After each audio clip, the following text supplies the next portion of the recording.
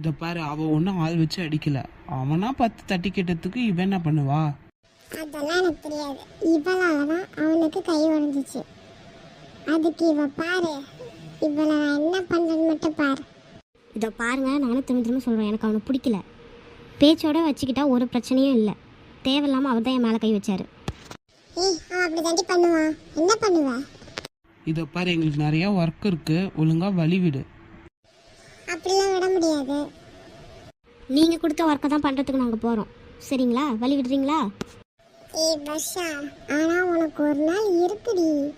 நானே உன்னை என் தம்பி கல்யாணம் பண்ணி வச்சாலும் வைப்பேன். வேணா பாரு. ஏய், உங்களுக்குலாம் வேறு வேலையே இல்லையா? எதுக்கு இப்படி போட்டு இவ்வளோ இப்படி டார்ச்சர் பண்ணுறீங்க?